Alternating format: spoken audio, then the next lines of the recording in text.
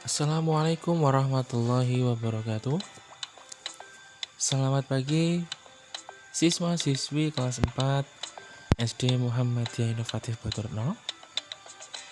Bagaimana kabar kalian pada pagi hari ini? Ya, semoga kita semua selalu dalam keadaan yang sehat dan selalu dalam lindungan Allah Subhanahu wa taala. Amin. Baik, pada hari ini, yaitu di hari Rabu, tanggal 17 Maret tahun 2021, kita semua akan belajar di tema 8, daerah tempat tinggalku, subtema 1, lingkungan tempat tinggalku, pembelajaran keempat. Tetapi, sebelum kita memulai pembelajaran kita pada pagi hari ini, alangkah lebih baiknya kita berdoa terlebih dahulu agar ilmu yang kita peroleh bisa bermanfaat. Berdoa dimulai. Selesai.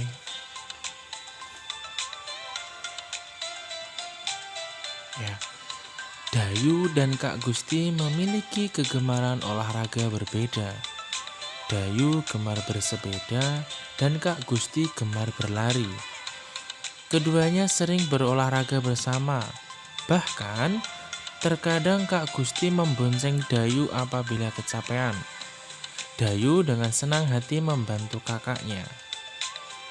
Keragaman karakteristik individu tidak hanya keragaman fisik saja, namun juga dapat berupa kegemaran.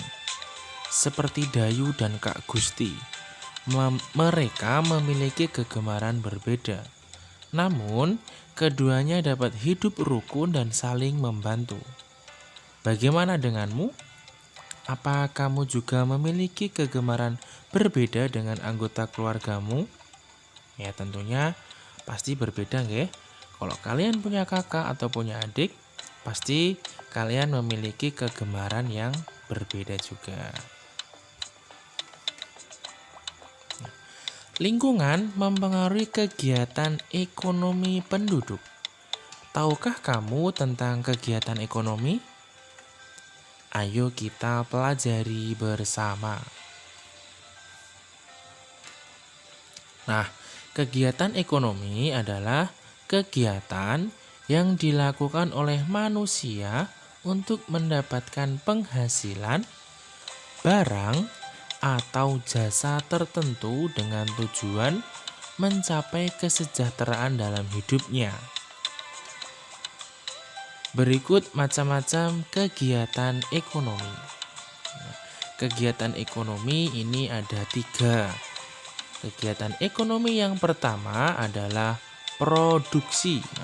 Produksi adalah kegiatan menghasilkan barang dan jasa. Kemudian untuk pelakunya atau orang yang melakukan kegiatan ini atau orang yang melakukan kegiatan produksi itu disebut sebagai produsen. Kegiatan ekonomi yang kedua itu adalah distribusi. Distribusi adalah kegiatan menyalurkan barang hasil produksi dari produsen kepada konsumen. Pelakunya atau orang yang melakukan kegiatan ini atau orang yang melakukan kegiatan distribusi itu disebut sebagai distributor. Kegiatan ekonomi yang ketiga adalah konsumsi. Konsumsi adalah kegiatan memakai barang-barang hasil produksi. Pelakunya atau orang yang melakukan kegiatan konsumsi itu disebut sebagai konsumen.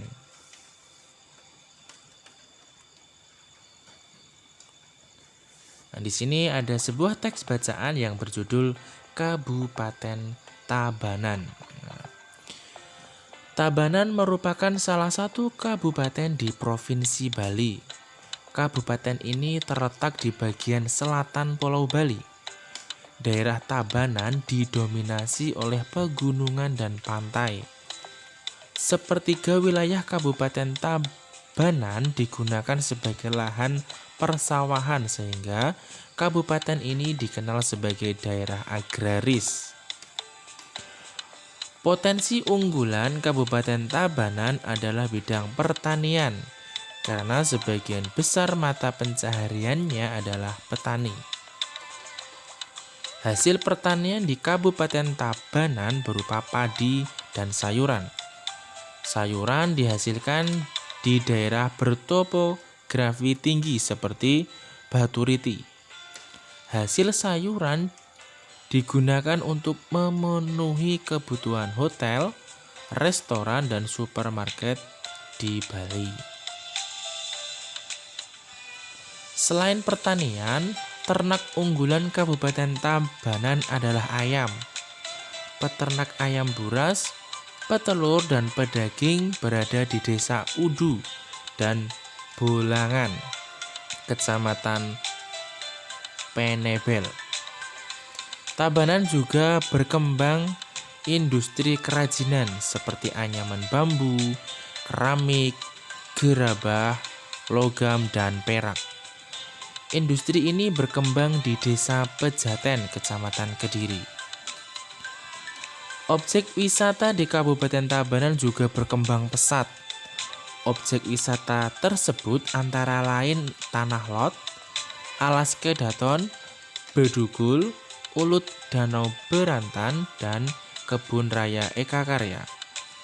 Perkembangan objek wisata ini mendukung berkembangnya usaha jasa seperti restoran, hotel, dan penginapan.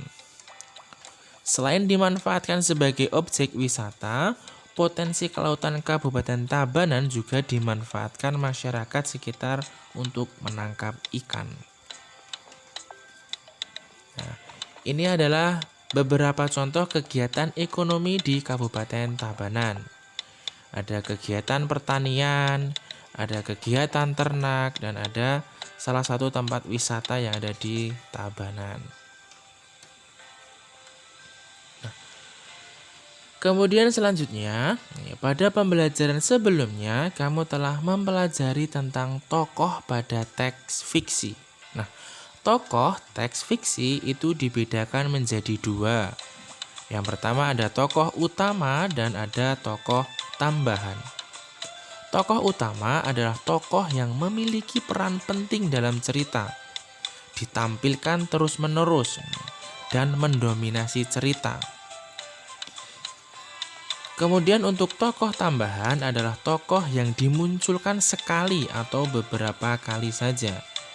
Tokoh ini biasanya untuk menghidupkan cerita atau sekedar pemanis cerita. Nah, mungkin hanya ini pembelajaran kita pada pagi hari ini. Untuk tugas temanya, kalian cukup meringkas atau menyalin hal-hal yang penting yang sudah Pak Ahmad sampaikan materi kita pada pagi hari ini di buku catatan kalian. Ingat, kalian hanya mencatat hal-hal yang penting saja. Kemudian nanti setelah kalian catatkan, kalian bisa memfotonya dan dikirimkan ke guru kalian masing-masing. Mungkin pembelajaran kita cukup sekian. Mohon maaf apabila ada kekurangan. Dari Pak Ahmad cukup sekian. Wassalamualaikum warahmatullahi wabarakatuh.